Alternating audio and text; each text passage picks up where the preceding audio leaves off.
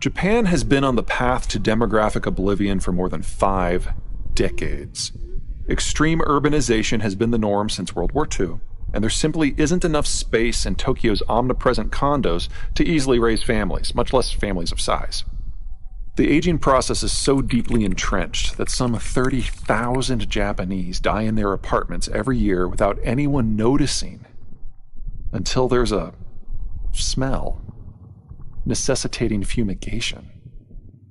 Japan passed the point of no return in its demographic structure back in the 1990s. But rather than crawl into a hole and die, the Japanese government and corporate world have long since branched out in ways that reflect the country's underlying demographic weaknesses and strengths. Japanese firms realize their local demographics are wretched, but they also realize that building products en masse at home requires young workers that they no longer have, and that dumping said products on other markets is often considered as somewhat rude. So the Japanese have opted for something new: de-sourcing. Japanese firms have relocated much of their industrial productive capacity to other countries, where they use more abundant local workers to produce the goods that are then sold into those same local markets. Then some of the income from those sales flows back to Japan to sustain the ever-aging Japanese population. Design and technical and very high-end manufacturing work, the sort of work done by high-skilled, older workers, is kept in Japan. But almost the entirety of the rest of the manufacturing supply chain is located on the other side of national borders. In essence, the Japanese read the writing on the wall in the 1980s.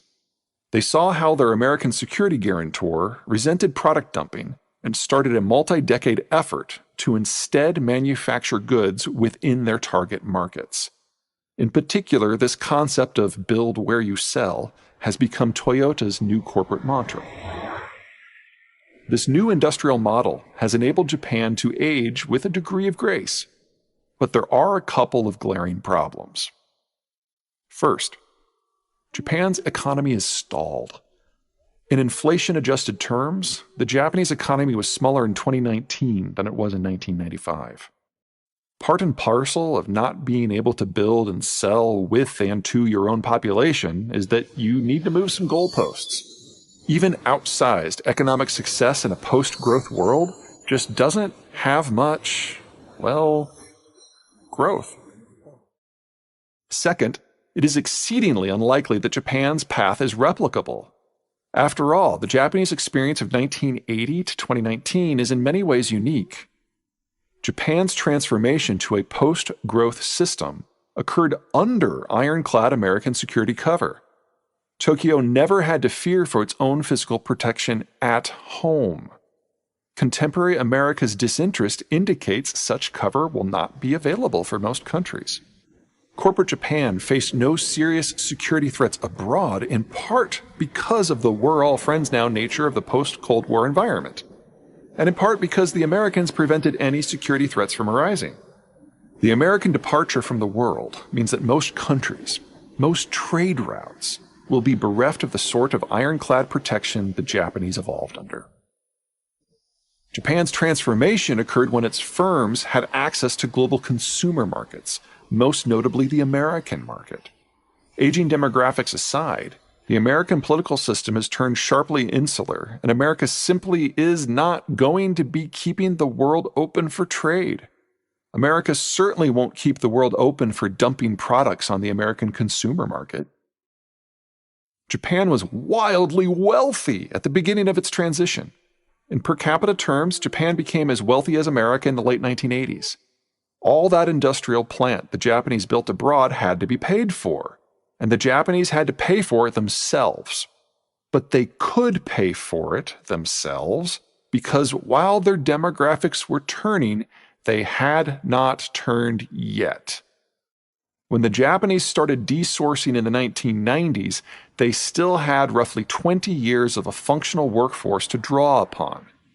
Today, there are precious few countries who can lay claim to such a positive starting point in terms of wealth, and none have a tax base or worker capacity that will last more than a decade.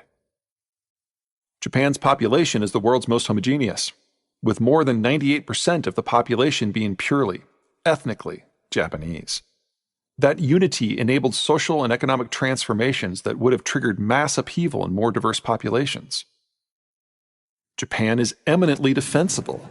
Japan is an archipelago that has never been successfully invaded.